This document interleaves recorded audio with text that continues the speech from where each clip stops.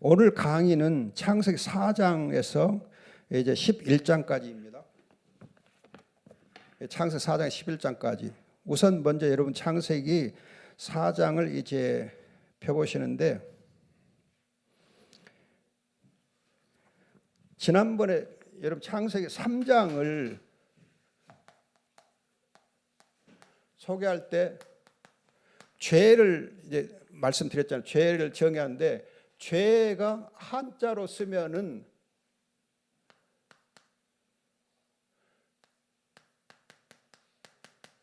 이렇게 쓴다 그랬잖아요.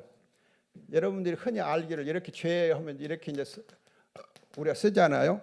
근데 이 위에 있는 거가 넉사가 아니고 1, 2, 3, 4 할 때 넉사가 아니고 배반을 미안합니다. 그물망이에요. 그물망. 그리고 그물망에 배반할 비. 그래서 죄라고 하는 게 뭐냐? 한자를 보면은 그물에 걸려서, 그 덫에 걸려서 배반하는 것을 두고 죄라 그래요. 그런데 우리 이 한자 말이, 우리 말이 정확하게 성경적이에요.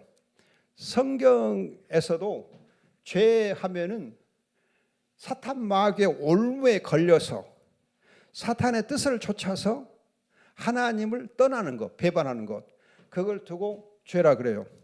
여러분들이 이 죄를 가장 잘 정해 놓은 것이 성경 구절 어디냐면은 디모데후서 2장 22절 한번 보세요. 디모데후서 2장 22절.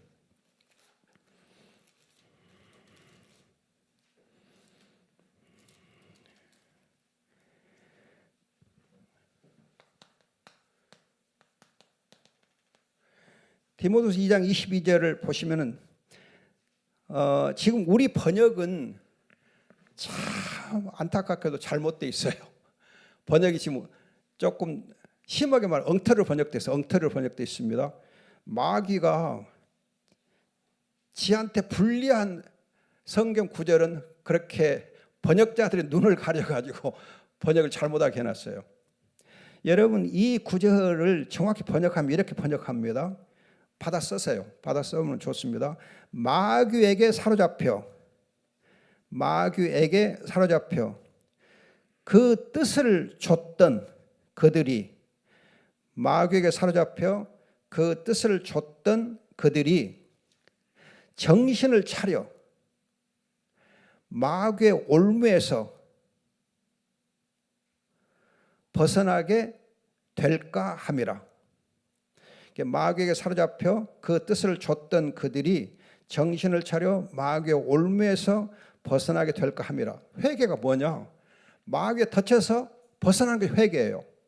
죄가 뭐냐? 마귀의 덫에 걸려가지고 마귀의 뜻을 쫓아 행하는 것, 정신 못 차리고 마귀의 뜻을 좇는 것이 바로 죄예요. 그래서 여러분들이 창세기 3장에서 보면은 아담과 하와가 하나님의 말씀을 멸시하고 하나님을 버리고 떠나가거든요. 자기의 정욕에 사로잡혀서 하나님을 버리고 떠나가요. 마귀를 쫓는 거, 그게 죄이거든요. 그래서 여러분들이 이 죄에 대해서 창세기 3장에서 정확히 아셔야 돼요. 그런데 죄 중에서 가장 결정적인 죄가 뭐냐? 하나님을 창세기 3장대로 멸시하고 하나님을 떠나가는 것.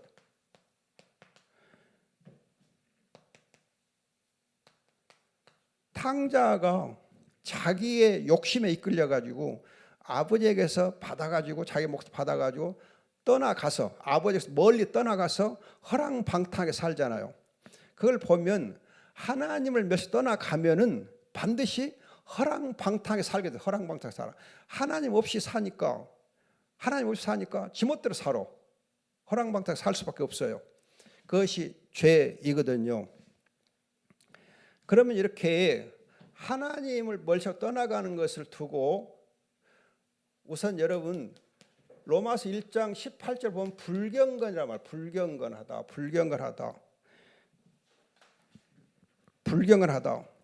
경건이라는 단어 뜻이 뭐냐 하면 하나님의 은혜를 알고, 경건이라는 단어 뜻이 그래요. 하나님의 은혜를 알고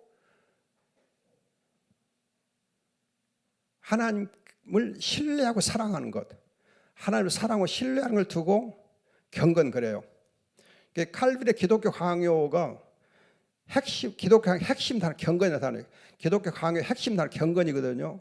그러면 칼빈이 그 경건을 강조할 때 바로 지금 제가 말씀드린 대로 하나님을 사랑하고 신뢰하는 것, 하나님 은혜를 알고 하나님을 신뢰하고 사랑하고 순종하는 걸 두고 경건 그래요. 경건. 그래서 여러분들이 칼빈하고 칼빈주의를 오해를 해요.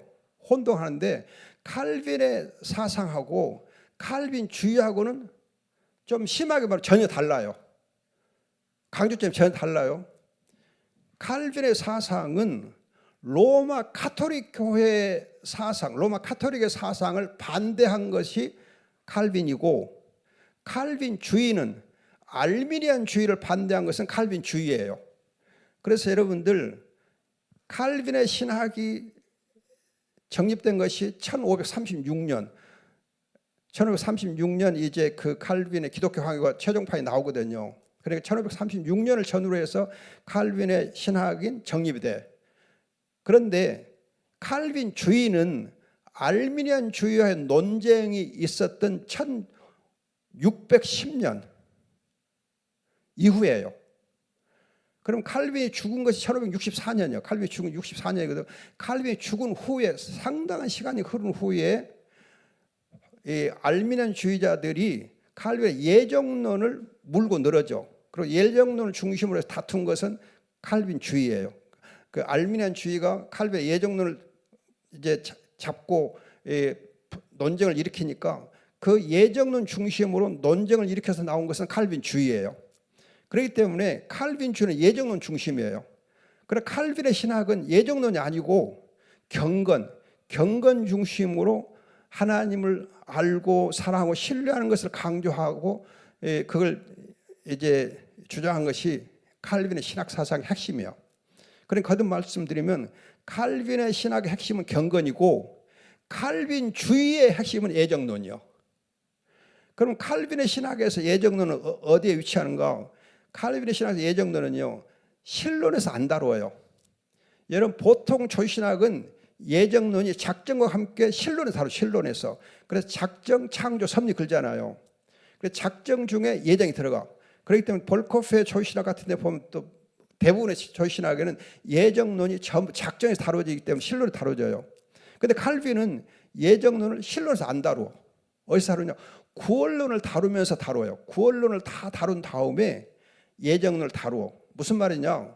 칼빈의 경우는 예정론이 구원의 확신을 돕는, 구원의 확신을 더 견고하게 하기 위해서 가르치고 있는 교리가 예정론이요.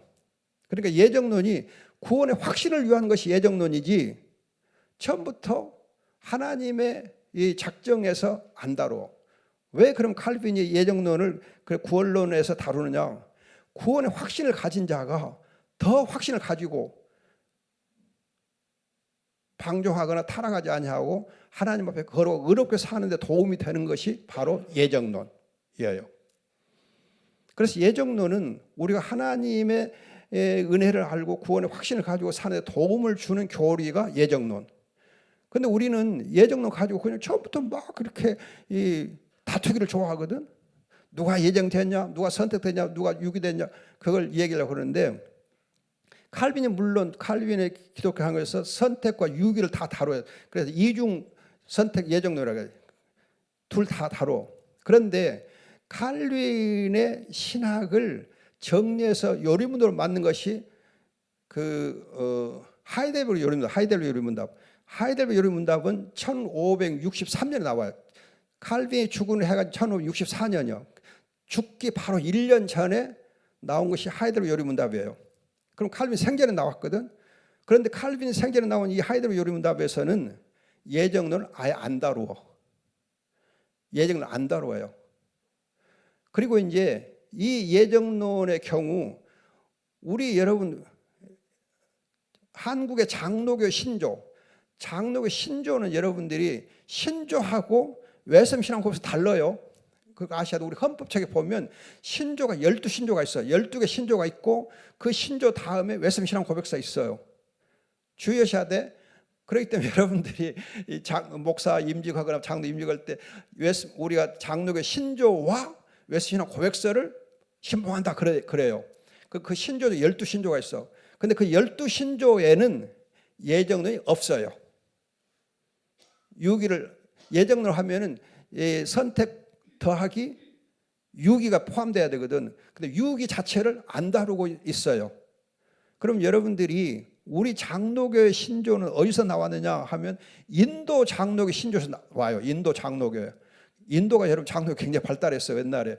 인도는 여러분 지역적으로 유럽하고 가깝지 않아. 그렇기 때문에 인도가 그 신앙적으로 상당히 많이 신학적으로 발전된 곳이에요. 그래서 인도의 신조에 예정에 빠져 있는데 그걸 그대로 한국 장로가 받아들인 거예요. 그래서 우리 12신조에는 예정이 없어. 그런데도 불구하고 한국교는 이상하게 칼빈의 신학 그러면 예정론이 그냥 핵심인 것처럼 강조해. 그거 아니요. 그래서 칼빈은 예정론은 안 가르치는 게 차라리 좋다 그랬어. 왜? 예정 하나님 비밀을 속하기 때문에 그 예정론을 깊이 물고 들어가다 보면 예정론을 파고 들어가다 보면 미궁에 빠지기 쉽다. 그렇기 때문에 신앙적으로 손해가 크다. 따라서 예정론은 초신자에게는 가르치지 말아라. 또 이제 믿음이 성숙한 사람도 조심해서 다루어라. 그 예정론이요. 근데 우리 예정론 함부로 막 다루거든. 막 아는 척하고 주의해야 돼요. 아무튼 그래서 우리가 이제 칼빈의 그 신학에서 예정론 부분은 항상 조심해야 돼요. 그리고 경건이라고 하는 게 칼빈의 핵심 사상이다. 그걸 주의하셔야 돼요. 그런데 이제 이 창세기 이제 3장에 보면은 아담과 하와가 하나님의 말씀의 권위를 멸시하고 그러고 말하면 하나님 자신을 멸시하고 하나님을 떠나감으로 해서 하나님 은혜를 저버리기 때문에 불경건에 빠져. 불경건. 그런데 불경건에 빠지면은 그러고 말면 어떤 것이 오느냐 하면 지난번에 말씀드렸듯이 불의하게 돼. 불의하게. 불경건은 하나님에 대한 죄라고 한다면 하나님에 대한 죄가 불경건을 한다면 하나님 은혜를 모르고 하나님을 버리고 떠나는 것이 불경건을 한다면 불의는 사람 간에 이웃 간에 행해지는 죄가 불의예요. 그러니까 이웃에 대해서 악하게 행하는 것. 하나님께 대한 죄는 불경건, 이웃에 대한 죄는 불의라 그래요. 그래서 로마서 1장 18절에서 모든 불경건과 불의에 대하여 하나님 진노가 임한다 그렇게 되어 있거든요. 그러니까 바울이 죄를 정의할 때 불경건과 불의 두 단어로 정의를 해. 그래서 불경건은 뭐냐? 하나님을 알되 하나님께 감사하지도 않고 하나님께 영광을 돌리지 않는다. 로마서 1장 20절 21절 있잖아요. 그러니까 하나님을 알되 하나님께 감사하지 않고 하나님께 영광을 돌리지 않는 것을 불경건이라고 하면 모든 불의는 추악, 탐욕, 살인, 사기, 거짓하는 거 그건 불의라 그래요. 그렇기 때문에 여러분들이 불경건 어떻게 보면은 하나님에 대한 영적인 죄라고 한다면 불의는 이웃에 대한 사회적인 그런 이제 도덕적인 죄를 두고 불의라 그래요. 이런 모든 죄에 대해서 하나님 진노가 임했다 하는 것이 이 창세기 3장이고 로마서 1장 이제 이어요. 그러면 이제 로마서 이제 창세기 4장에서부터는 불의라는 죄가 어떤 죄냐 그걸 소개하는데 가인과 아담의 얘기를 하거든요. 그러면 창세기 3장에서는 아담과 하와의 죄를 얘기했는데 4장 오면 가인의 죄를 얘기해요. 무슨 말이냐? 죄가 잉태하여서 장성하는 거예요. 그리고 부모의 죄가 자녀에게 유전되는 거예요. 유전돼요. 그래서 우리 신앙고에서 보면은 죄가 유전된단 말이에요. 유전된단 말을 써요. 그러니까 여러분들이 죄가 이제 퍼져가는 걸 두고 말할 때 혈통상으로 유전된다고 유전돼. 따라서 죄는 우리 안에 있는 DNA를 통해서 이렇게 유전되거든요. 그런데 주의할 거 있어요. 아주 주의할 거 있어요. 어떤 사람들이 죄가 피를 통해서 죄가 유전된다 그렇게 얘기를 하는 분도 있어요. 피를 통해서. 그래가지고 심지어는 여자들이 이제 임신할 때 그 임신하는 여자의 피를 통해서 그 임신된 자녀에게 죄가 유전된다. 그렇게 얘기하다가 이단으로 몰린 사람이 있어요. 이단으로 몰린 사람 누군지 아세요? 여러분 이단 간별사 있잖아. 최삼경. 그 사람이 그렇게 얘기하다가 자기가 이단으로 몰렸어. 그래서 그렇게 이단 몰림으로 말미암아 최삼계가 그때부터 이단 간별사 노릇을 못하게 된 거예요. 그 수명이 끝난 거예요. 멍청하게 얘기하다가. 그러니까 이단 간별사가 신학도 제대로 모르면서 이단 간별사 노릇을 했다. 그렇게 되어버린 거예요. 그래서 그 친구가 이제 어떻게 보면 쫓겨난 거지. 그래서 이단 간별사에게 피해를 당했던 사람들이 자유를 누리게 된 거죠. 엉터리로 이단 간별했다. 그렇게 이제 돼가지고. 아무튼 그렇게 해서 이 죄가 유전이 됩니다. 그런데 유전될 때 피를 통해서 유전되느냐? 그건 아니에요. 그냥 죄가 죄를 낳는 거예요. 아담과 하와의 죄가 그대로 아들에게서 다시 나타나고 죄를 범하는 거예요. 그래서 죄가 아담 한 사람 속에 들어옴으로 말미암아서 자녀들에게 유전됐다 그래요. 피를 통해서 하는 말은 없어요. 그냥 유전됐다 그렇게 이해하시면 됩니다. 아무튼 그렇게 해서 이제 아담과 하와 이후에 나온 가인이 죄를 범하는데 여러분 주의할 것은 사장 1절 보면은 이 하와가 동침해서 임신하여 가인을 낳고 이르되 내가 여호와로 말미암아 득남하였다. 여기 보면은 하와가 뭐라 하느냐? 내가 득남했다. 내가 득남했다. 그래. 내가 하나님이 낳게 해준 거예요. 내가 낳은 거예요. 그래서 하와가 여기서 보면은 많이 영적으로 신앙이 부족한 것이 있어요. 내가. 그러면 내가 낳았다. 아들을 낳았다. 그럼 그 아들한테 하와가 어떻게 대하겠어요? 그냥 그 아들이 그냥 내가 낳았다고 그냥 애지중지하고 그냥 가인이 전부요. 가인밖에 몰라. 그럼 하나님을 멀리할 수밖에 없어요. 그렇게 해서 이 하와가 가인을 낳고서 내가 낳았다, 득남했다. 여호와로 말미암은 말을 넣기는 넣었어요. 그러나 그건 그냥 형식으로 넣은 거고 내가 낳았다 그게 강조돼. 거기에 비해서 나중에 이제 이 아담의 경우는 그 셋을 낳고서 뭐라고 얘기하느냐 하면은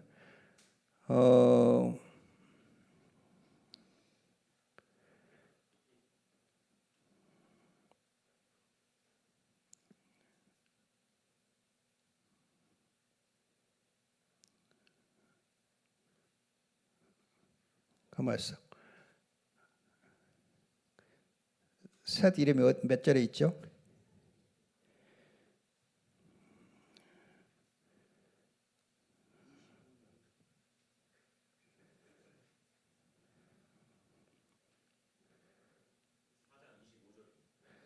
4장 25절.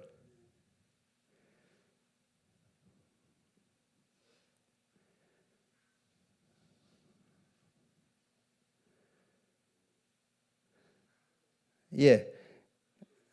그 25절 보시면은 지금 아담이 셋을 낳은 다음에 그 셋을 이름할 때 하나님이 내게 다른 씨를 주셨다. 즉 하나님이 주셨다 그래. 하나님이 주셨다.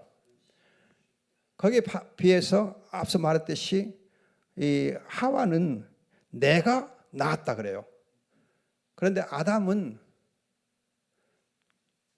하와에 비해서 더 영적 신앙에서 성숙해 가지고 하나님이 내게 주셨다.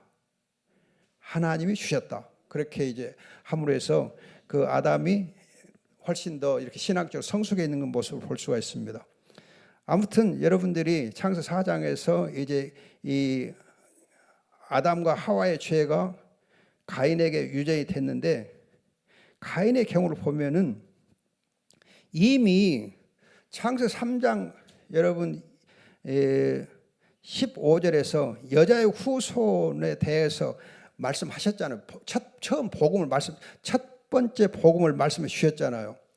그러면 이 첫 번째 복음을 아담과 하와만 듣고 끝났을까요? 아담과 하와가 자기 자녀들에게도 가르쳐 줬을까? 가르쳐 줬을 것 같아요? 안 가르쳐 줬을 것 같아요?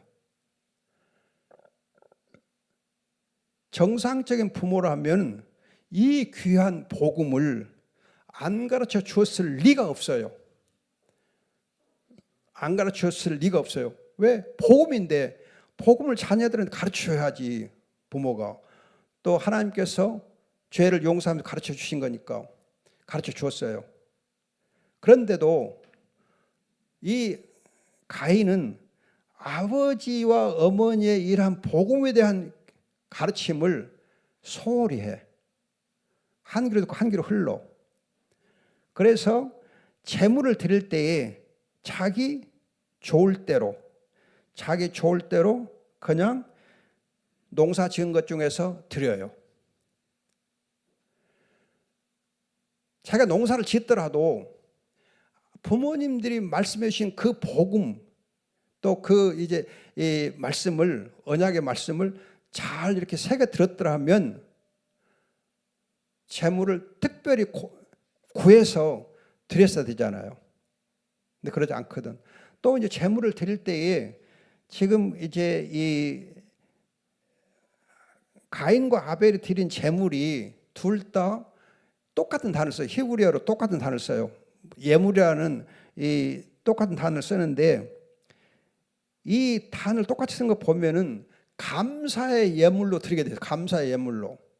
그러면 우리가 감사의 예물을 드릴 때에는 쉽게 말해서 우리가 지금 교회에서 감사 헌금할 때에 목사님들이 성도들한테 감사 헌금할 때에 인색함으로 하게 해요? 준비 없이 하게 해요? 아니면은 넉넉하게 준비해서 드리도록 가르쳐요?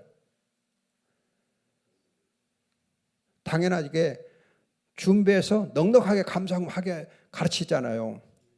어느 교회 다 그래요. 그래서 감사헌금을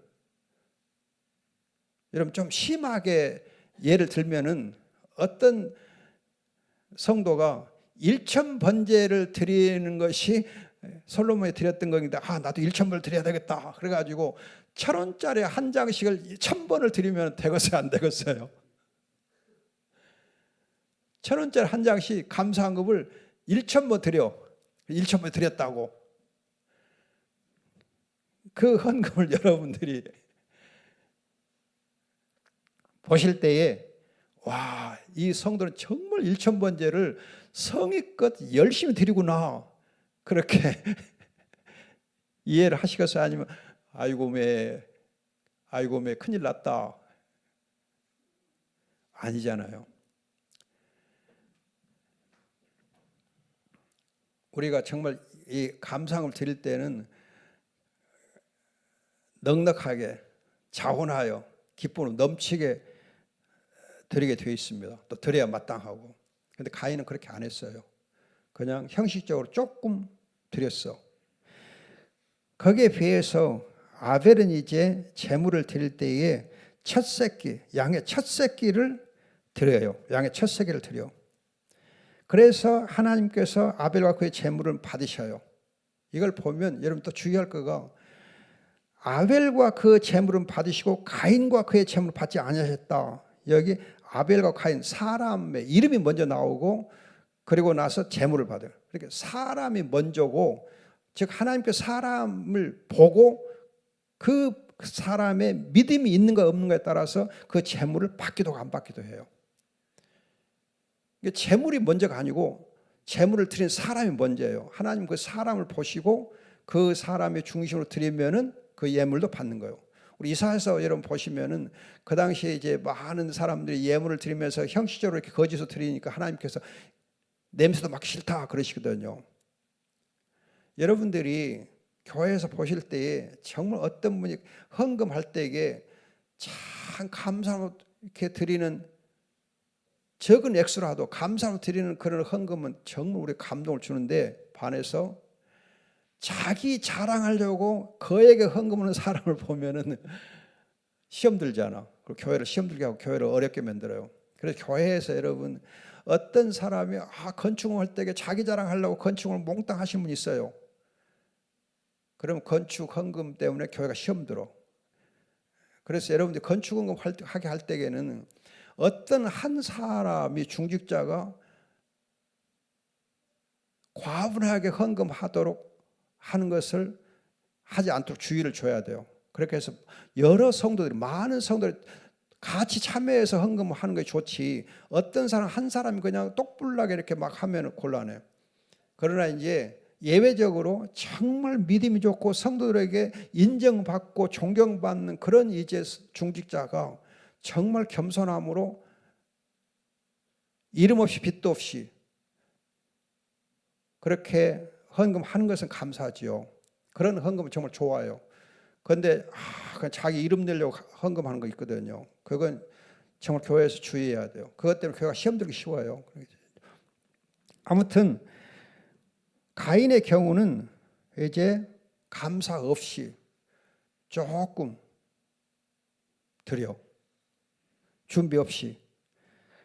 그래서 하나님께서 가인과 그의 제물은 받지 않으세요. 왜? 가인에게 믿음이 없으니까. 그 중심에 감사가 없으니까 안 받아요.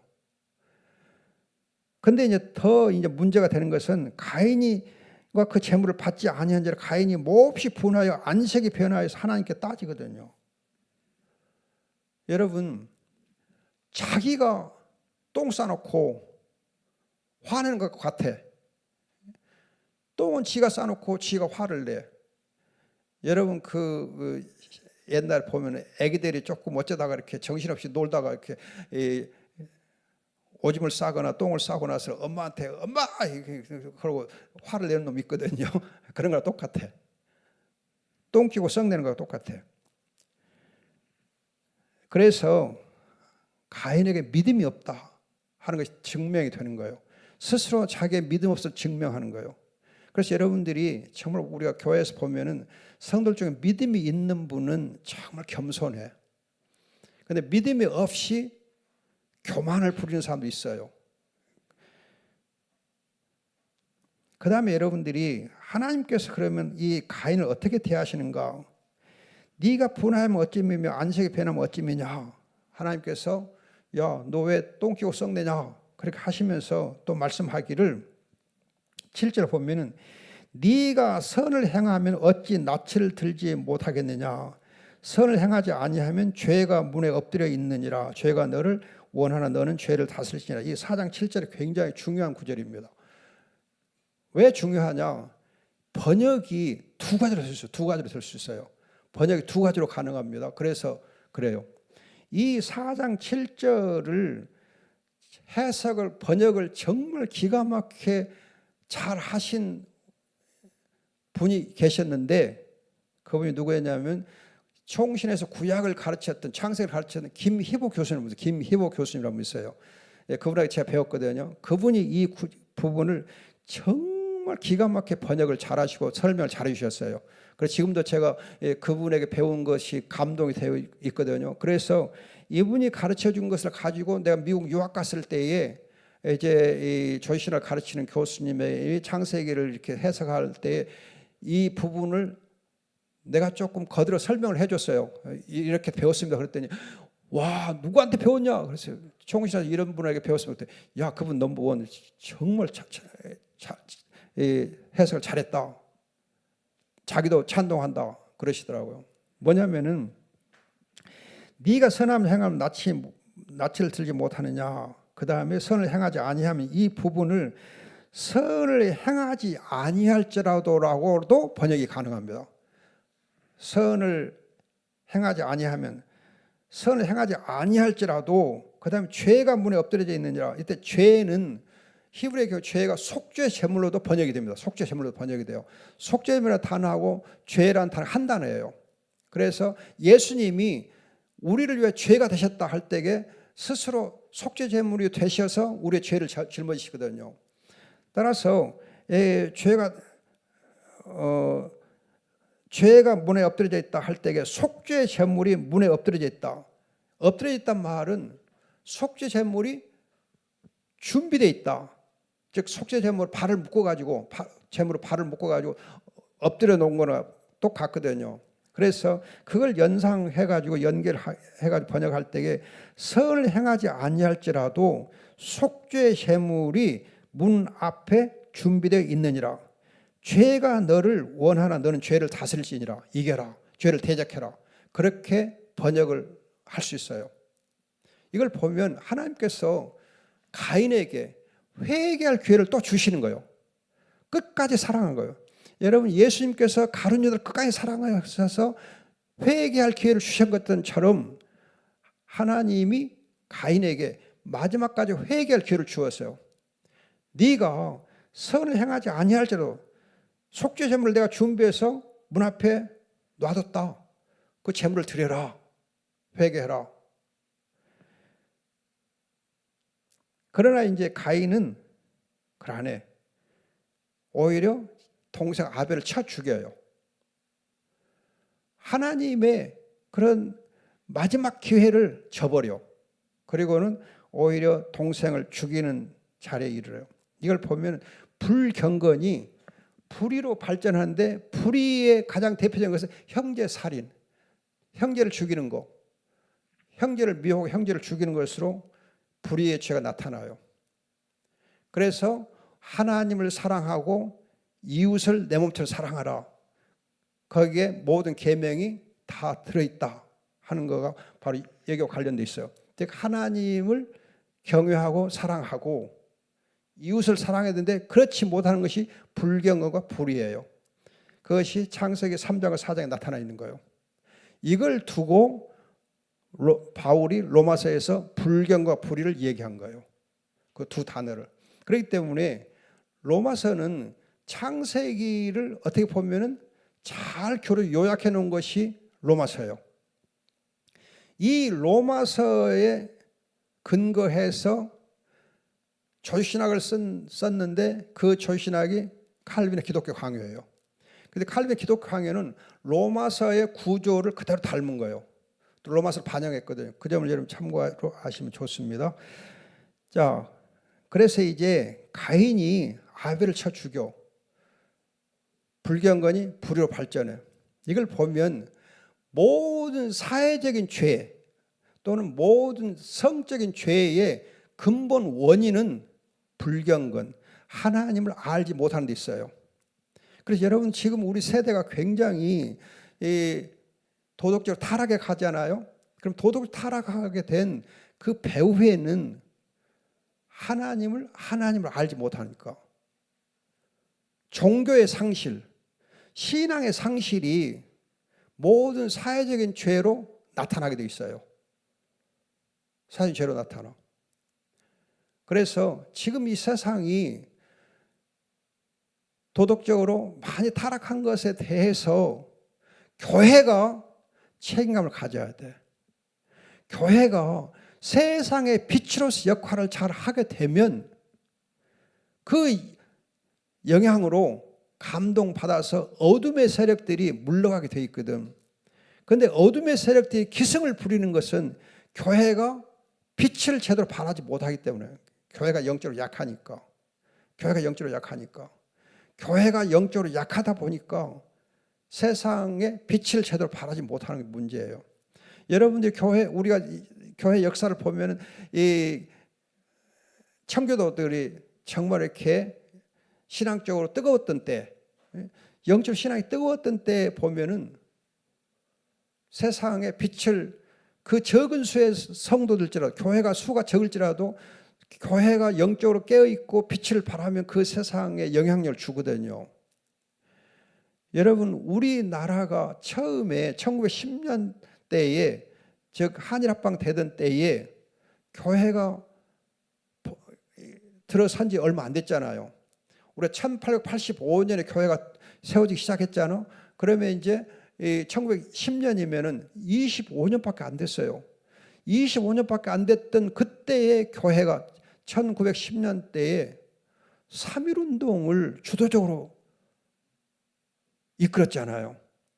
그러면서 정말 이렇게 항일운동, 독립운동을 기독교가 주도적으로 주도했거든요. 그러면서 어떻게 보면 리더들에게, 민족의 리더들에게 복음을 심어줬던 것이 한국 교회예요. 그래서 여러분, 정치적으로 그 당시 많은 리더들이, 정치인 리더들이 기독교인이었던 이유 중에 하나가 교회가 영향을 제대로 발휘했기 때문에 그랬거든요. 그러다가 교회가 어느 정도 세상에서 인정받고 지위가 이렇게 보장되니까 교만해진 거지. 우리가 누군데 하고 이렇게 교만을 부리다 보니까 교회가 타락하고 부패해버린 거죠. 교회는 한시라도 교만하면 부패해져요. 이 정도면 교회로서의 지위가 보장됐어. 세상적 교회가 지위가 보장되게 되면 그때부터 부패 타락해요. 그래서 여러분들, 교회는 세상에 대해서 자기를 내세우면 안 돼요. 세상에서 항상 겸손해야 돼. 그래야 교회가 교회다워지거든. 아무튼 이렇게 가인의 경우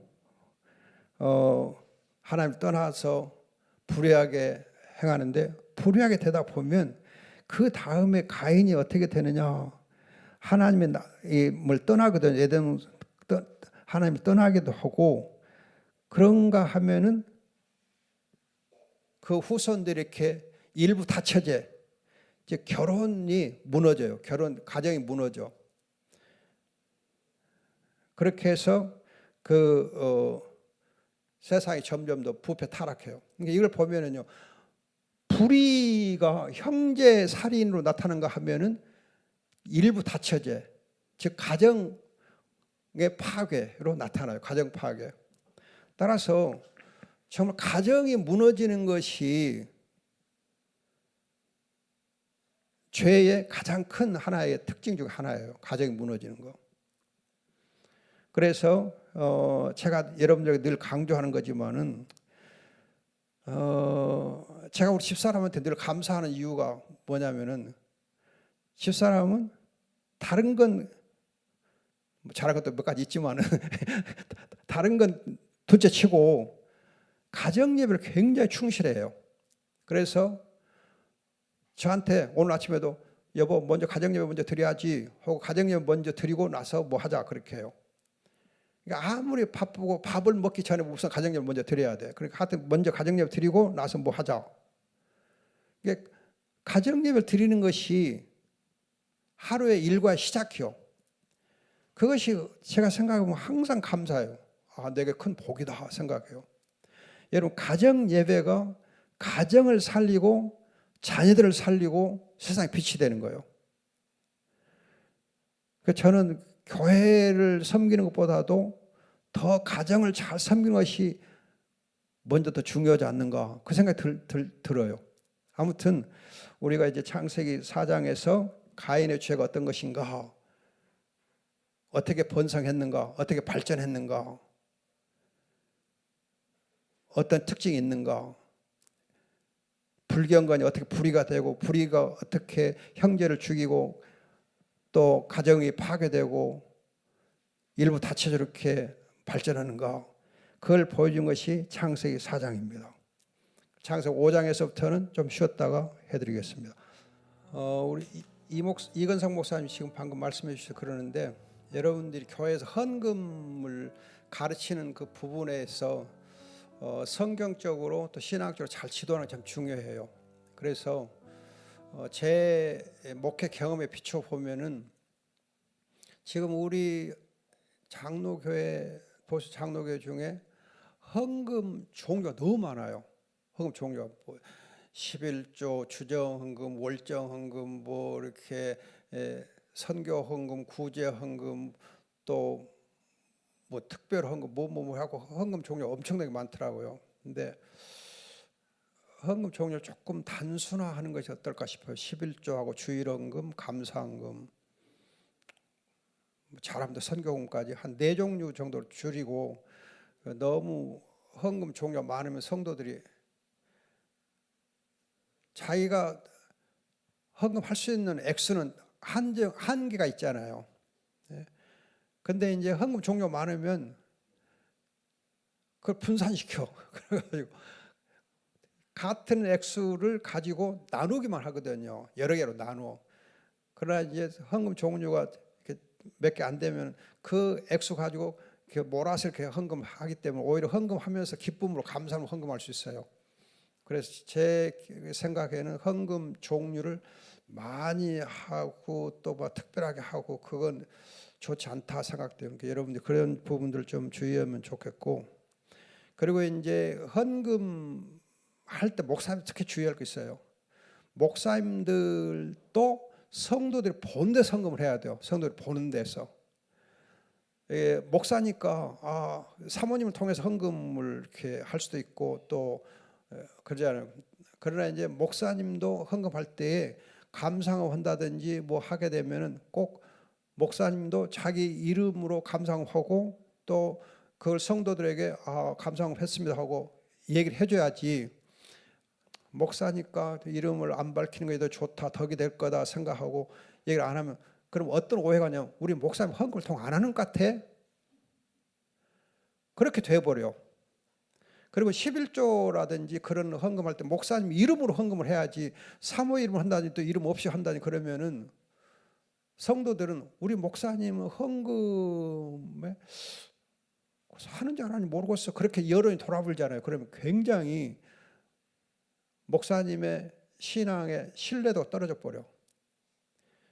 그러니까 여러분들이 목사이기 때문에 오히려 그런 것을 더 밝혀야 돼요. 그래야 본이 돼요. 그래서 성도들도 함께 헌금에 더 기쁨으로 참여해. 우리 목사님 정말 헌금 열심히 하신다, 우리도 열심히 하자, 그렇게 되지. 목사님 헌금 안 하는데 그럼 우리도 할 필요가 뭐가 있어, 그러잖아요. 제가 미국에서 그 이제 유학할 때에 그 교회가 이제 장로교회에서 교회를 다녔는데, 그때 그 목사님이 나중에 총신의 총장도 했어요. 그만큼 신학적으로 상당히 그래도 괜찮은 양반이요. 근데 그 분이 담임 목사일 때에 목사님 헌금을 잃지 않았어요. 그러니까 그 교회 안수집사 그 재정을 맡은 안수집사 저한테 개인적으로 그러더라고요. 나는 이제 그 유학 가가지고 헌금 11조를 열심히 하고 또 감사금도 하고 그러면서 감사금을 너무 유학한 거에 감사해서 감사금 좀 제 딴에는 전체를 감사했고 이제 내가 가지고 있는 호주에 있는 전부를 가지고 감사해서, 그랬더니 그 집사님이 목사님 왜 이렇게 헌금을 많이 했어요? 그래요. 우리 교회 목사님 헌금 안 해요? 목사님 어떻게 살라고 그렇게 헌금을 많이 했어요? 아니 감사해서 헌금한 것뿐인데, 그랬더니 우리 목사님 헌금 안 해요. 제가 그 얘기도 깜짝 놀랐어요. 근데 이제 그때 그 일이 있은 다음에 무슨 일이 있게 되냐면 그 교회 집사님이 목사님은 학생이면서 보니까 또 그렇게 넉넉한 것도 안 같은데 그렇게 헌금을 하시고 열심을 내시고 얼마나 경제적으로 힘들어요. 그러면서 나중에 집사람이 와가지고 같이 이제 그 생활을 하게 됐는데 그때 이 집사람 식품 가게를 하고 있었기 때문에 우리 집에 꼭 쌀을 대줬어요. 쌀이랑 이제 고기를 대주면서 이거 필요하실 텐데 좀 먹으라고. 그래서 유학 내내 그 집사님 부부가 쌀과 고기를 대줬어요. 그러니까 헌금하면은 하나님이 또 베풀어 더 많은 걸 채워주시더라고요.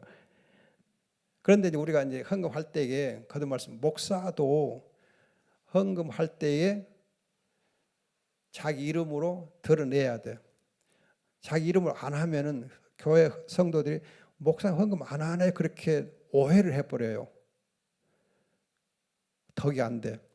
그래서 그 목사님이 굉장히 어려움을 당하게 되는 걸 다 봤어요.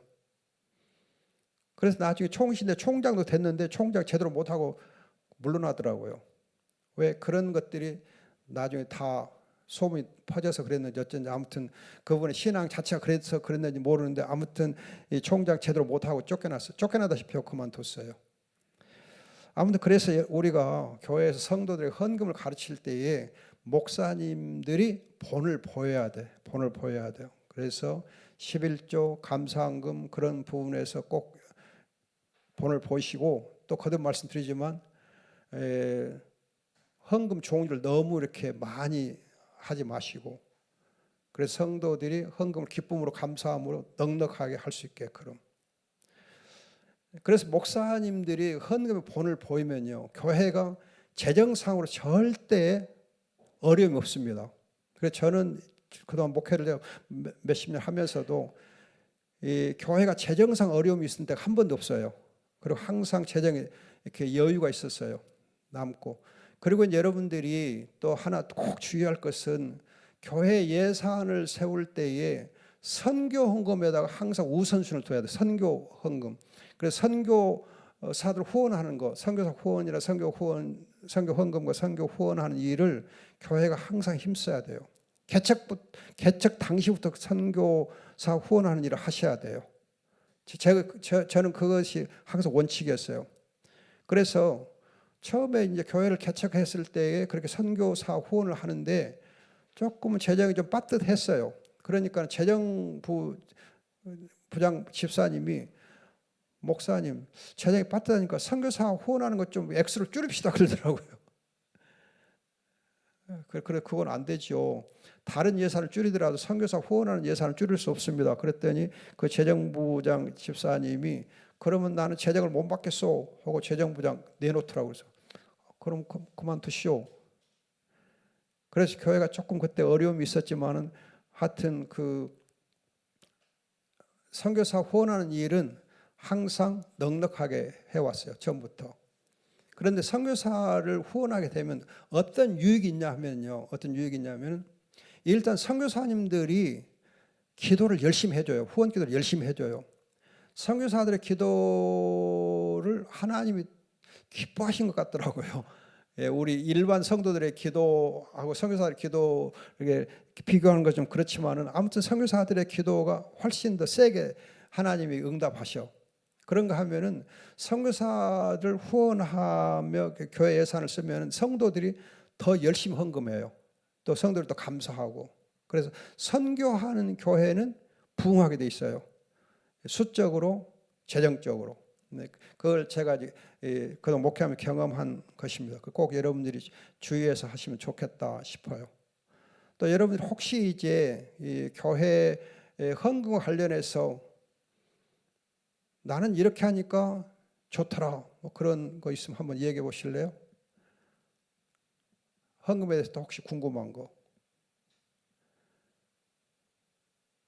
저는 절대 집사람 이름으로 헌금하게 안 합니다. 할 때 저하고 집사람 이름 두 개를 같이 넣든지 하지 집사람 이름으로만 헌금 안 하게 해요. 물론 집사람이 개인 생일 감사헌금할 때는 자기 개인으로 하죠. 그러나 이제 모든 헌금은 항상 제 이름과 집사람 이름 공동 명의로 하지 집사람 이름으로만 헌금 안 해요. 집사람이 개인적으로 감사하자 해도 같이 생일 헌금만 자기 이름으로 하게 하고 나머지 전부 공동으로 해요. 그래서 목사님도 헌금한다 하는 것 성도들로 하여금 알게 해요.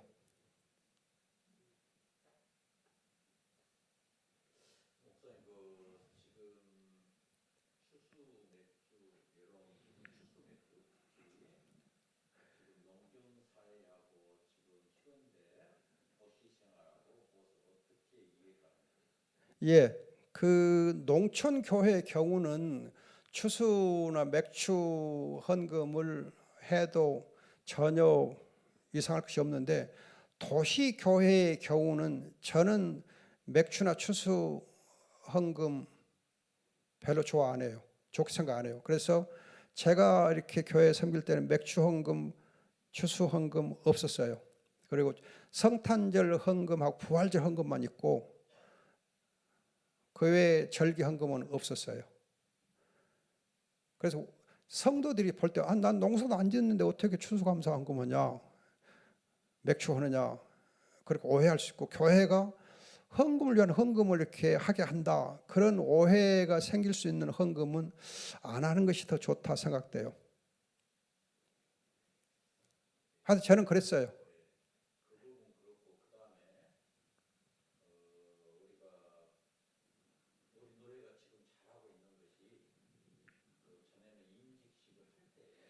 아, 예. 예, 예. 예.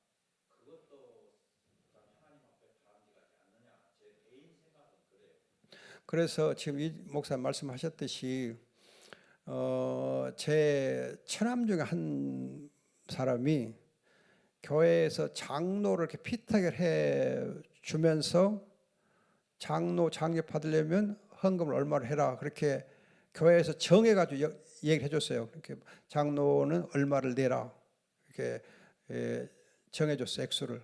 그러니까 아주 내가 알아서 헌금하면 되는 거지 왜 교회에서 액수를 정해갖고 헌금하라 하느냐. 그래 장로 나 안 할란다 하고 안 해버렸어요. 그리고 그것까지 나한테 얘기하면서 나한테 아니, 목사님이 한번 대답해 보시오. 어떻게 하는 것이 더 성격적 은혜롭소. 그런 경우가 있는 것처럼 임직식 할 때에 그 임직식의 모든 비용은 교회 예산하는 게 좋습니다. 노예 예산하는 것도 저는 반대예요. 그러려면 노회가 모든 교회마다 다 임직식 예산을 드려야 되는데 그거 아니고 자기 교회 재정으로 임직식을 하게 하고 그리고 이제 임직 받은 분은 자기가 알아서 감사헌금 하는 거예요. 10만 원 하든 20만 원 하든. 그런데 저는 이제 그랬어요. 임직식 받은 분들에게 감사헌금 할 때에 절대 얼마 이상 하지 마시오. 상한선을 지어줬어요. 상한선을. 얼마 이상 하면 안 됩니다. 왜냐하면 그렇게 하면 또 이 헌금을 그 액수만 할 수 없는 또 임직자가 있잖아요. 그래가지고 잘못하면 임직식하고 헌금하는 액수 차이가 생겨가지고 어떤 분은 권사 경우는 한 10만 원밖에 감사를 못 하는데 어떤 장로님 되시면 한 100만 원 했다 그러면은 그 권사님이 시험 들어요. 그렇기 때문에 장로가 다른 때에 감사를 하게 할지라도 임시의 경우에는 이만큼 상한선을 정해서 이렇게 하고 나중에 또 따로 하든지 하시오. 그렇게 해서 다른 이제 권사님이나 이렇게 헌금이 약하게 할 수 있는 분들이 시험 안 들게 배려하는 것도 참 중요하더라고요. 그래서 하여튼 임직식을 하시는 분들이 그것 때문에 헌금 때문에 시험 드는 일 없도록 또 과하게도 말고 하여튼 자원에서 하되 그 선을 좀 정해준 것도 교회 덕이 되더라고요. 아무튼 그랬어요. 그리고 이제 아무튼 모든 행사는 교회 예산을 하고 그리고 나중에 임직자들은 알아서 개인적으로 감사헌금 하게 하고 그것이 덕스럽지 않나 싶어요. 아무튼 이 교회에서 임직자들에게 헌금을 이렇게 날파하고 정해주고 그리고 어떤 뭐 피아노를 산다든지 아니면 교회 무슨 뭘 하기 위해서 이렇게 그 목적을 두고 헌금하게 하는 것을 저는 반대해요. 그냥 자원에서 임직을 감사하면서 하고 교회가 어떤 일을 하고 싶을 때 뭘 이렇게 교회 수리를 한다든지 무슨 예산이 필요할 때는 교회 일반 예산에서 해야지 임직자들한테 그 예산을 부담하게 하는 것은 저는 반대해요. 저는 지금까지 그렇게 해본 일이 없어요. 아무튼 임직자들은 기쁨으로 감사하며 임직하게 분위기를 만들어준 것이 더 덕스럽다 생각해요. 참고하시면 좋겠습니다.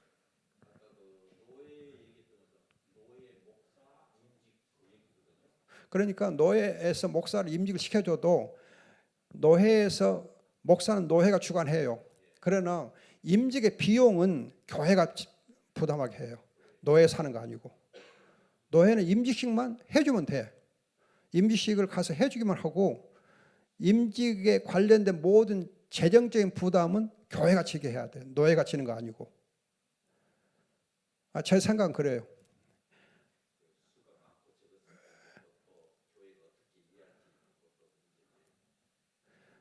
임직할 때는 교회가 그만큼 힘이 있으니까 임직하는 거지. 교회가 작으면 임직 못 하잖아. 그래 교회가 어느 정도 이 성도 수가 되니까 임직을 하잖아요. 장로는 몇 사람 성도 세력이 몇 분 이상이 될 때 장로 세우잖아요. 그러니까 어느 정도 교회가 이제 장로를 세울 만한 교회면은 재정적인 부분도 조금 감당할 수 있다 저는 생각해요. 그렇기 때문에 임직하는 비용은 교회가 부담하고 임직자들은 자기가 알아서 감사헌금하고 노회는 가서 임직 행사만 치러주고 하여튼 제 경우는 그렇게 해왔어요. 참고하십시오.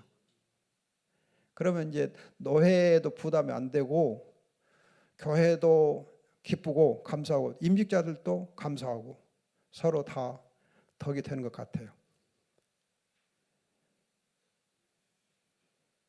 노회가 그런 부분에서 교회를 잘 지도하는 것도 참 중요한 것 같아요. 필요하고. 노회장님 어떻습니까? 제 의견에 대해서 괜찮아요? 예.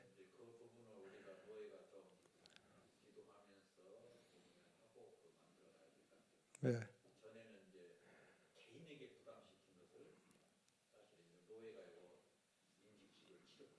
네.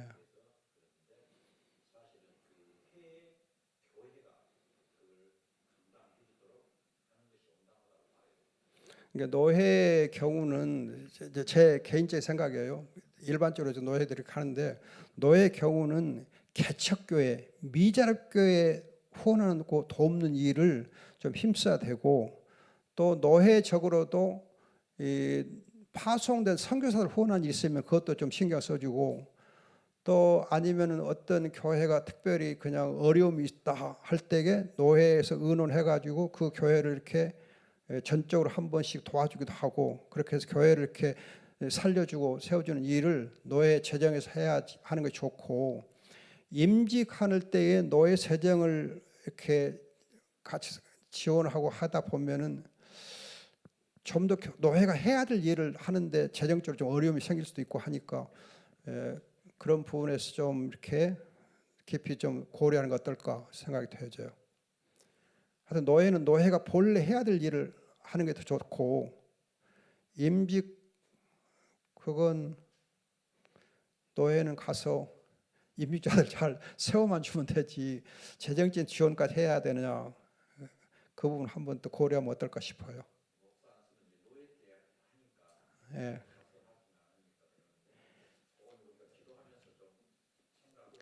예, 생각해 보세요. 하여튼 노예에서 목사를 세우기는 하지만은 그 교회가 청빙해가지고 세우는 거잖아. 그 교회가 청빙해서 하는 거잖아요. 노예가 청빙해 주는 거 아니고 교회가 청빙해가지고 노예에서 세워주는 것뿐이니까 노예는 가서 세워주는 것만 하는 것이지 임직만 시켜주는 것이 하니까 예식만 잘 치러주면 노예는 할 일이 아닌가 다 하는 거 아닌가 그 생각 들어요. 아무튼 여러분 참고하면 좋겠습니다.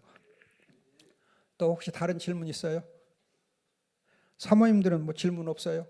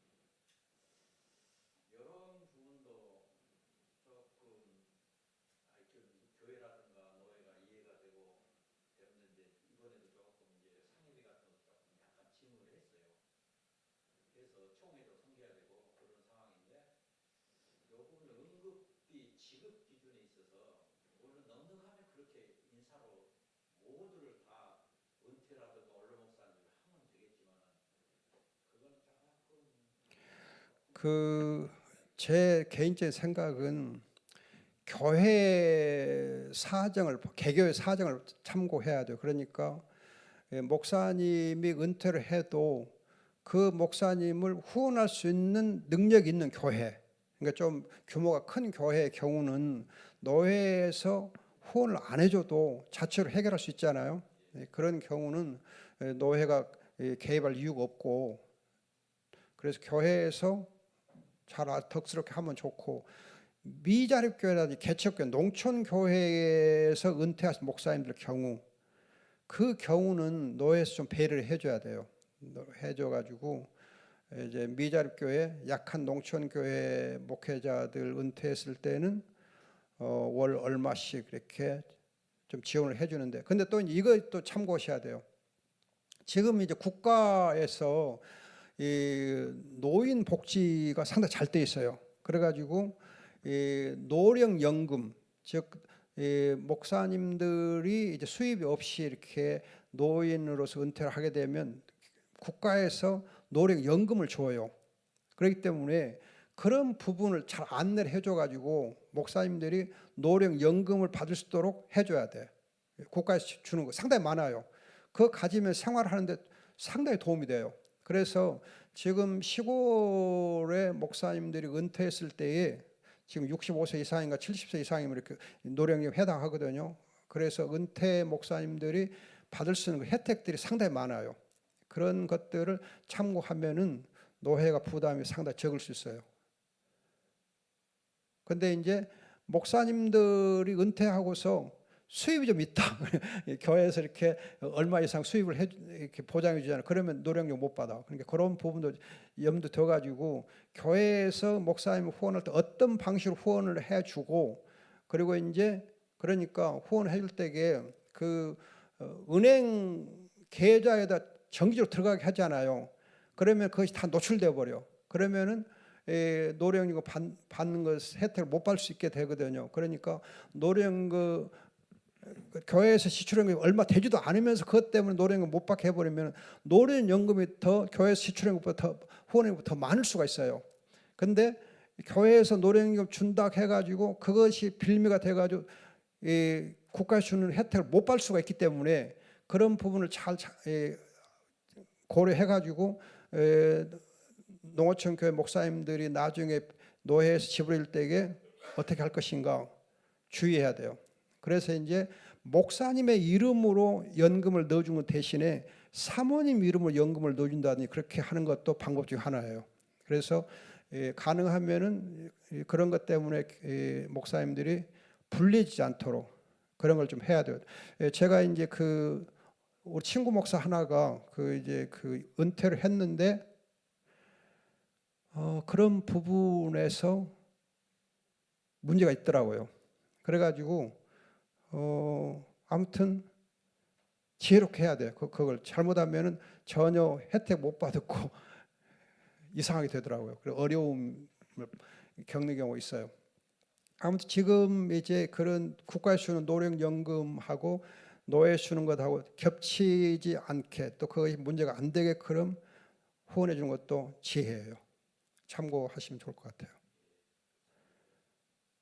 도와주고 오히려 더 피해를 주는 수가 있어.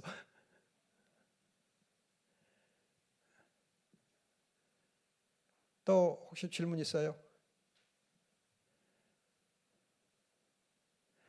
아무튼 여러분들이 지금 이렇게 목회하실 때라는 은퇴할 경우를 대비해서 사회복지제도 부분을 많이 이렇게 좀 알아두셔가지고 하는 게 참 중요해요.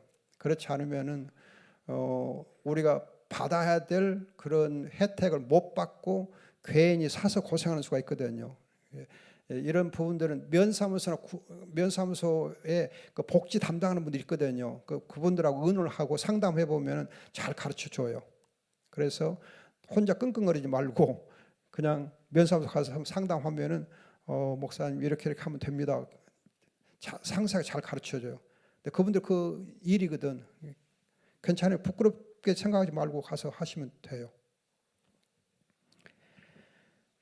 자, 죄 얘기를 하다가 지금 이렇게 됐는데 아무튼 여러분들이 이제 창세기 4장 중심으로 이제 죄가 어떻게 발전했는가 불의에 대해서 얘기하면서 불의가 형제 살인 그리고 가정 파괴로 나타났는데 그 다음에 여러분들이 창세기 5장 이후에 가면은 에녹이 언급되고 6장에서 노아가 언급되잖아요. 에녹과 노아가 언급돼요. 근데 에녹의 경우를 보면은 에녹 시대에 에녹이 하나님과 동행했다 하는 것을 우리가 이제 잘 알잖아요. 하나님과 동행했다. 그런데 에녹의 시대가 어떤 시대였는데 에녹을 하나님과 동행했는가? 여러분 에녹의 시대에 대해서는 요한계시록 앞에 있는 유다서의 그 에녹의 시대를 잘 이렇게 말씀해 놓은 것이 있어요. 즉 유다서 1장 14절 보면은 아담의 7대 손 에녹이 이 사람들에 대하여 예언하 이르되 보라 주께서 수만의 거룩한 자와 함께 임하셨나니 이는 무사람을 심판하사 모든 경건치 않은 자가 경건하지 않게 행한 모든 경건하지 않는 일과 또 경건하지 않은 죄인들이 주를 거슬러 한 모든 완악한 말로 말미암아 그들을 정죄하려 하심이라 하였느니라. 여기 여러분 보시면은 경건치 않았다, 경건치 않단 말이 3번이나 반복되고 경건치 않은 이 사람들이 완악한 말을 하되 16절에 보면 원망하는 자며 불만을 토하다 정욕대로 행하였다. 즉 에녹 시대의 사람들의 삶인 이제 이 불경건했는데 불경건자들의 삶의 특징이 뭐냐? 불평불만. 하나님께 대한 불평불만으로 나타나요. 이걸 보면 이제 에녹 시대가 어떤 시대였느냐? 불평불만이 많은 시대. 즉 하나님께 대한 불평불만이 많은 시대였다. 그렇게 알 수 있어요. 그렇게 하나님께 대한 불평불만이 그냥 극에 달하는 그 시대에 에녹은 하나님과 동행했다 그래요. 근데 자녀들을 낳으며 즉 가정에서 자녀들을 신앙적으로 잘 양육하면서 하나님과 동행했다. 이걸 보면은요, 뭐가 강조되냐 하면은 자녀 교육을 신학교 얼마나 잘하느냐가 그 악한 시대에 하나님과 동행하는 특징이에요. 그러니까 에녹의 삶의 특징 중에 하나가 하나님과 동행했다. 그것만 여러분들이 주의할 거 아니고 동행하되 자녀들과 함께 동행했다. 자녀들과 함께. 우리가 자녀들의 신앙 교육이 얼마나 중요한가를 에녹이 보여줘요. 자녀들의 신앙 교육. 그래서 목사님들이 흔히 실패하기 쉬운 거가 자녀 교육이에요. 자녀 교육에 실패하기 쉬워요. 그냥 교회 성도들한테 신경 쓰다가 그냥 자녀 교육에는 신경을 못 써가지고 자녀들의 등록금도 제대로 그냥 안 챙겨주고 또 그냥 자녀들 용돈도 안 챙겨주고 자녀들이 신발이 막 떨어졌어도 그냥 본체만 채버리고 그냥 자녀들이 그냥 이렇게 어려워도 그냥 이렇게 하고 나 몰라라. 아빠가 자녀들한테 나 몰라라 하는 인상을 주어버리면은요, 그건 덕이 안 돼. 애들이 굉장히 목사 아빠한테 실망이 많어. 그걸 여러분들이 정말 주의하셔야 돼요. 그래서 성도들을 우리가 신경 써서 잘 섬기되 자녀들의 신앙 교육뿐만 아니라 자녀들의 여러 가지 이제 이 돌보는 일에도 신경을 많이 쓰셔야 돼. 아, 사모님이 알아서 다 하겠지. 사모님이 할 일이 있고 아버지 목사가 할 일이 있어. 아버지 역할은 또 따로 있어요. 아버지 역할 따로 있어. 근데 아버지가 아버지 역할을 안 하면 엄마가 아무리 잘해도 안 된다니까. 아빠가 할 일이 있고 엄마가 할 일이 따로 있어요. 자녀 교육에서. 그러니까 애들이 보면 엄마가 할 일은 애들을 밥을 잘 챙겨주고 건강을 잘 해주고 그런 부분을 엄마한테 기대를 해요. 그러나 자녀들의 진로 문제라든지 자녀들의 어떤 그런 이제 그렇게 인격적인 부분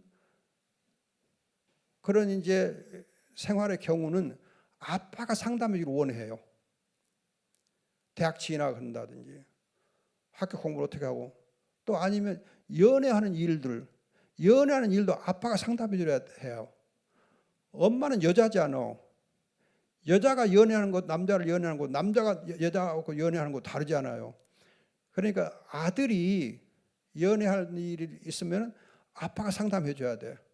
그래서 야, 너 연애하고 싶으면 아빠한테 얘기해. 그러면 아빠가 상담해줄게. 그렇게 터놓고 얘기를 해야 돼. 그래서 아빠 모르게 연애하면 안 돼. 아빠 모르게 연애할 수 있도록 분위기를 만들어주면 아빠가 그렇게 하면 안 돼. 아빠한테 상담하면서 연애할 수 있도록 그렇게 아빠가 분위기를 만들어 놓아야 돼요. 그래야 애들이 건강하게 연애를 하지. 아빠 모르게 연애를 하게 되면 나중에 복잡한 문제 생겨. 어려워져요. 그런 부분도 목사님 좀 신경 써야 돼요. 제가 제 얘기를 해서 그러는데 저는 제 아들, 딸 연애할 때 전부 제가 개입해요. 그래서 네가 누구 사귀고 싶잖아? 그럼 아빠한테 인사시켜. 아빠하고 인터뷰하게 해. 그리고 아빠가 인터뷰해보고 점수를 매겨갖고 괜찮으면 오케이. 아니면 하지 마. 그렇게 처음부터 교제할 때에 허락을 하든지 반대하든지 그걸 분명히 해줘야 돼요. 그래서 자녀들이 애들이 보는 남자나 여자를 보는 눈하고 부모가 보는 눈이 다르잖아요. 그런데 자녀들은 콩깍지에 씌어갖고 제대로 못 볼 수가 있어. 그런데 부모는 객관적으로 볼 수 있잖아요. 그래서 저는 제 아들, 딸 전부 다 연애할 때 항상 개입했어요. 처음부터. 개입할 수 있도록 아들하고 얘기를 해놔. 딸하고 얘기해놔. 야, 너 네 눈에 드는 사람 있으면 먼저 인사를 시켜줘. 아빠가 한번 보고 밥도 사주고 할게. 부드럽게 해. 그러면 고마워요 하고 이제 해줘. 그럼 다 보고 얘는 아니다. 정말 우리 아들의 경우 연애할 때 처음에 어떤 여자친구를 데리고 왔어요. 그러면서 아빠 그 애 교회도 다니고 신앙도 있고 그러거든. 내가 보기 괜찮아. 그러면서 한번 보고 판단해줘. 그래서 만났어, 1대1로. 그래가지고 이 얘기를 해보면서 제 판단 아니다 싶더라고요. 그래서 제가 아들한테, 야, 아빠 눈에는 59점밖에 안 된다. 어쩌겠냐? 네가 알아서 하되 일단 아빠 생각에는 59점이다. 불합격이다. 그랬더니 아들이 어떻게 할게요? 제 말을 받아들였어요. 아빠 말에 순종할게요. 자기는 인간적으로 끊는 게 굉장히 힘들었어요. 그런데 아빠 말에 순종해서 끊더라고요. 그래가지고 그때 상처가 심했던지 3년 동안 연애를 하더라고요. 그 3년 후에서 이제 마음 열고 연애하더라고요. 그러면서 그때 또 데리고 왔어요. 그러면서 데리고 와서는 아빠 3년 전에 딱지 놨는데 이번엔 좀 잘 좀 봐줘. 그래 보고는 괜찮다 하고 이렇게 허락해 준 일이니까 그래 지금 며느리 된 거거든요. 그렇게 부모가 자녀들의 그런 연애 문제까지도 같이 상담할 수 있는 정도가 돼야 돼. 저는 그걸 원해요. 그리고 이제 우리 아들이 이제 어떤 진로 문제라든지 그런 경우 항상 같이 의논해요. 그래서 어떻게 할까요? 이렇게 하면 좋겠다. 기도하고 같이 의논하고 또 며느리도 그러고 항상 이렇게 진로 문제나 모든 문제에서 같이 의논하는 것이 참 중요하더라고. 그러면은 자녀도 편하고 또 부모도 편하고 좋아요. 아무튼 부모가 자녀들을 이렇게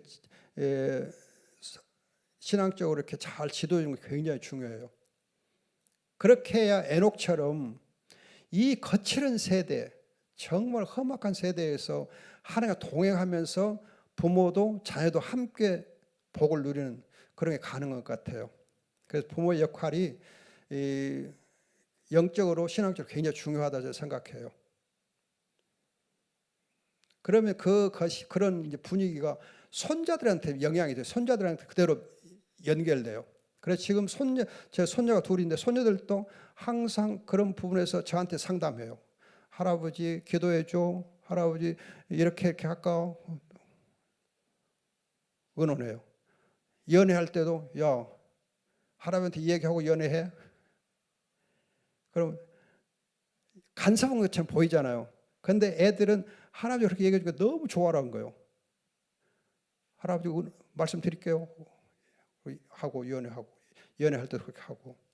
아무튼 그렇게 열려 있는 관계 속에서 자녀들을 신앙적으로 또는 여러 가지 문제에서 다뤄주는 것이 에녹처럼 하나님과 동행하는 거다. 그렇게 생각이 되어집니다. 좀 말이 옆으로 나갔는데 그런 부분들 좀 주의하시고 또 자녀들의 경우 헌금 생활도 제대로 잘해줘요. 헌금생활도 해줘야 돼요. 그래서 이제 제 경우는 우리 자녀들이 11조 하는 것은 당연하고 감사헌금 하는 다음에 교회 건축헌금 하는 부분들도 상담해줘요. 그래서 또 선교헌금 같은 거 할 때에 그래요. 그러면 이제 헌금할 때 여러분 주의할 것이 있어요. 우리 아들은 부산에서 살거든. 부산에서 자기가 다니는 교회에 11조 하게 해요. 출석하는 교회에 헌금해라. 그러나 아빠한테도 헌금을 보내라. 11조는 11조대로 하고 아빠한테 따로 또 헌금 보내라. 감사를 보내라. 그래서 매월 얼마씩 저한테 헌금을 보내와요. 그럼 그거 가지고 교회 선교헌금으로 넣거든요. 그러니까 아빠 교회 선교헌금 하는 것도 자녀들에게 반드시 하게 해요. 또 이제 어떤 애들이 특별한 일이 있어갖고 특별 헌금을 하고 싶으면은 출산하는 교회도 할 수 있지만 우리 교회에 특별히 헌금 필요할 때는 야 우리 교회 지금 헌금 필요하니까 그거 나한테 돌려. 그렇게 해서 이렇게 또 목돈이 헌금 되게끔 하는 것도 필요해요. 그 자녀들이 아빠가 이 섬기는 교회를 잘 섬길 수 있도록 기회를 줘야 돼. 아빠가 하는 교회하고 전혀 관계없이 그냥 출석하는 교회만 섬기게 하면은 그건 아니요. 저는 그래요. 그래서 이 자녀들도 내가 섬기는 교회에 헌금하게 해요. 또 내가 선교사 후원하면 선교사 후원하는 일도 돕게 하고 그렇게 해서 같이 가족끼리 같이 교회도 섬기고 선교사 후원하는 일도 하게 하고 저는 그것이 바람직하다고 생각해요. 이 자녀들이 부모와 관계없이 신앙생활하게 하면 안 된다 그거죠. 부모의 그 목회에 도움을 줄 수 있도록 기회를 줘야 돼. 그것이 하나님과 동행하는 방법 아닌가 싶어요. 제 말이 괜찮았죠? 그렇게 하는 것이 저는 좋더라고요. 또 이제 여러분들이 지금 아까 손녀들의 경우도 저는 진로 부분이라든지 또 나이가 이제 대학 들어갔거든요. 연애하는 부분도 상담해줘요. 그러면서 그냥 자연스럽게 물어요. 야, 너 연애하고 싶냐? 누구 사귀는 사람 있어? 눈에 드는 사람 있어? 그렇게 하여튼 농담 비슷하게 하면서 이렇게 쉽게 얘기해가지고 상담할 수 있도록 해주고 마음이 열리도록 해주는 게 참 좋다 싶어요. 그래야 자녀들이 부모 몰래 연애하면은 탈선하기가 쉬워. 근데 부모한테 알리고 하면은 거의 탈선 안 해요. 왜냐하면 공개적으로 하니까. 그래서 가능하면 공개적으로 하게 해요. 제가 이 부분을 왜 그렇게 공개적으로 하게 하냐면은 옛날에 내가 1980년대 동명교회 대학부를 지도한 일이 있어요. 대학부를 지도한 일이 있는데 대학부를 지도할 때 대학부 안에서 서로 연애하게 했어요. 대학부 안에서 서로 연애하게. 그래서 대학부 자체적으로 서로 연애하고 서로 거기서 부부 결혼도 하게 하고 해줬어요. 그랬더니 최익채 목사님이 엄청 좋아하시더라고. 어이, 나 목사 정말 잘했어. 그래야 결혼하고 다른 교회 청년을 결혼하면 도망가 버리지 않아. 떠나지 않아. 그런데 자체적으로 결혼하면은 데려오기도 하고 또 그 안에 교회 안에 남아있으니까 교회에 손해 겁지 않아. 청년들이 그대로 교회에 섬기게 되지 않아요. 그러니까 최 목사님이 남 목사 정말 잘한 거예요. 교회 안에서 연애하게 해. 그래서 이제 그것이 소문 나갖고 장로님 권사님들이 목사님 중매 좀 해주세요. 우리 딸 누가 좀 묶어주세요. 저한테 중매를 엄청 이렇게 부탁한 경우도 있었어요. 그렇게 해서 정말 교회 안에서 자체적으로 연애를 하게 하니까는 엄청 결과가 좋더라고요. 그래서 동명교 대학부 출신들이 지금 자체적으로 부부가 된 경우 여러 쌍 있어요. 또 선교사를 중에 여러 쌍 있고 해가지고 동명교회가 그로 인해서 청년들이 교회를 잘 섬기면서 교회가 힘을 타는 계기가 되기도 했어요. 그러니까 여러분들이 교회 안에서 연애하면 안 돼. 아니요. 교회 안에서 연애하게 해. 건전한 방향으로 연애하게 해야 돼요. 그래야지 세상 사람들하고 연애하게 하면 안 되잖아. 또 다른 교회하고 연애하게 하면 안 되잖아. 뺏기면 안 되잖아. 하여튼 우리 안에서 자체적으로 연애하고. 그래서 저는 그 청년들 그랬어요. 야, 가까운 데서 찾아라. 절대 멀리서 찾지 마. 가까운 데서 찾아라. 그걸 강조해주고 찾아가지고 마음에 들면 나한테 데려와 축복기도 받고 연애해라. 왜냐하면 목사님이 축복기도 해주고 연애하면 얼마나 좋냐. 그렇게 해줬어요. 그런데 정말 연애할 때는 반드시 저한테 데려와서 축복기도 받고 연애했어요. 그것이 이렇게 하나의 문화가 됐어요. 그러니까 공개적으로 연애한 거, 공개적으로 교회 안에서 공개적으로 더 기대. 절대 그것이 문제가 안 되더라고요. 오히려 비밀리에 연애하게 하지 않아? 비공개로 연애하게 하지 않아? 그러면 거의 오히려 말거리가 되고 뭐 어쩌고 하고 하여튼 오히려 더 부작용이 커. 근데 공개적으로 연애하게 하면요, 목사님한테 축복받고 기도받고 연애하게 하면, 그래서 목사님이 누구는 연애한다, 내가 그렇게 공개를 해버려. 그러면 삼각관계 안 생겨. 그 뒤에 탈이 안 생겨. 오히려 훨씬 더 둘이 그냥 터놓고 연애를 하니까 분위기도 좋아. 아무튼 제 경우는 그랬어요. 그래서 동명교 대학부 그래갖고 성장을 많이 했거든. 그냥 부흥을 엄청나게 했어요. 그리고 지금도 그들이 이제는 60대가 돼가지고 동명교 중진들이요, 장로들도 여럿 있어요. 그렇게 해서 지도하는 게 참 중요하다 생각되고, 아무튼 여러분들이 자녀들과 하나님이 동행하게 할 때에 그런 여러 가지 부분들을 잘 상담할 수 있는 역할도 하는 게 중요하다 싶어요. 그리고 이제 그 자녀들이 11조라도 헌금하는 것도 잘 지도해주고 해서 그런 부분들에서 시험 들지 않게. 왜냐하면 자녀들은 누군가한테 가르침 받는 게 참 중요해. 헌금 생활도. 누구한테 못 물어보거든. 아빠가 가르쳐 주면은 고맙습니다 하고 잘 해요. 구체적으로 그런 부분들도 잘 상담해 주는 것이 중요하고 그냥 지 알아서들 하겠지 그러면 안 돼요. 알아서들 하는 거 아니요. 다 배워야 돼. 가르쳐 줘야 돼. 참고하시면 좋겠습니다. 시간이 12시가 돼버렸네요. 그냥 뭐 헌금 얘기하다가. 아무튼 여러분들이 이런 것들이 교회를 이렇게 섬기는데 크게 유익하고 도움이 됐으면 좋겠습니다. 일단은 지금 창세기 11장까지 공부한 것으로 합니다. 그리고 이 다음에 이제 아브라함부터 그러니까 책으로 하면은 이제 142페이지부터 제 3부부터 다음에는 공부를 하겠습니다. 아무튼 여러분들이 지금 노아 시대의 특징은 이 가정이 파괴되면서 폭력이 난무해요. 가정이 파괴되면 폭력이 난무하며 즉 이 결혼 제도가 이렇게 어려워지면서 그 시대가 폭력이 난무해요. 그래서 여러분들이 네피림을 얘기하는 네피림은 오해하면 네피림은 깡패들 네피림이라고 그래요. 네피림 그 타락한 천사들이 아닙니다. 주의하셔야 돼요. 네피림 타락한 천사들이 아니에요. 타락한 천사들이라고 해석할 수 없는 이유는 뭐냐면 네피림들이 결혼했거든요. 결혼하고 그 이제 여러 아내들을 많이 거느려요. 네피림들이. 그래서 이 가정을 문란하게 만든 사람들이 바로 네피림들이요. 깡패들이요. 근데 여러분들이 조폭들이 보면은요. 지금도 보면 조폭들이 여자들을 좋아해요. 조폭들 특징이 하나 여자들 좋아해요. 그래가지고 많이 그냥 여자들 거느리려고 해요. 그것이 네피림의 특징이요. 그러니까 여러분 네피림은 타락한 천사들로 그렇게 해석하지 마시고 깡패들, 즉 여자들을 좋아하는 깡패들로 생각이 돼.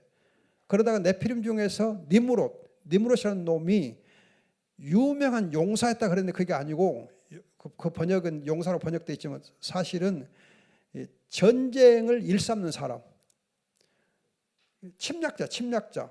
네피림은 전쟁을 좋아하는 침략자를 네피림이라고 그래요.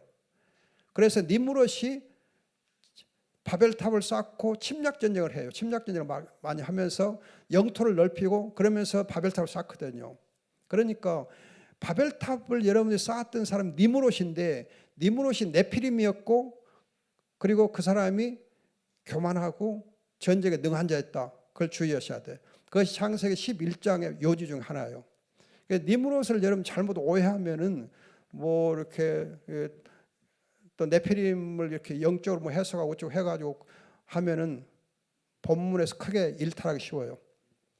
현실적으로 폭력적인 사람이 네피림이요. 그로 인해서 세상에 폭력이 난무해져, 폭력이 충만해져. 그래서 노아 시대 폭력이 충만했다고 하는 것이 바로 그 얘기예요. 폭력이 충만했을 때에 노아가 자기의 자녀들과 함께 방주를 준비해가지고 하나님 심판을 대비하거든요. 그래서 이걸 보면 우리가 하나님 심판을 대비할 때 이 세상이 정말 악하거든요. 악한 세상에서 어떻게 믿음의 중심을 지키느냐 그게 중요한 거예요. 그게 노아가 보여주는 하나의 특징이고 노아는 어떻게 그러면 그렇게 하나님과 동행할 수 있는 하나님의 은혜를 입었기 때문에 하나님의 은혜를 노아가 입어서 하나님과 동행해요. 또 에녹도 마찬가지고. 그래서 우리가 이제 우리의 자녀들이나 성도들이 하나님의 은혜를 알고 은혜를 입게. 그럼 은혜가 뭐예요? 십자가에 나타난 하나님의 은혜거든. 예수 그리스도 십자가에 나타난 하나님의 은혜를 깊이 감사하고 그 은혜를 입어서 하나님과 동행하는 삶을 살 때 이 험악한 세상을 이길 수가 있습니다. 세상을 이기는 믿음이 바로 그거예요. 그런 부분을 여러분들이 창세기에서 가르쳐주면 좋겠다 싶어요. 혹시 질문 있어요? 여기까지 창세 11장까지에서 질문.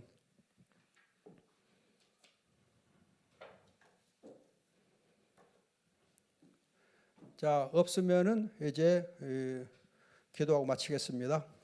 좋으신 아버지 감사합니다. 우리 귀한 전남로의 목회자 부부들을 사랑하시고 섬기는 교회와 또 아버지 거느리는 가정 위에 하나님 은혜가 넘치게 주시옵소서. 또 예일교를 사랑하시고 우리 노회를 잘 섬기는 복을 주시옵소서. 좋으신 아버지, 우리의 귀한 자녀들에게까지 은혜 위에 은혜를 더하시길 간절히 소원합니다.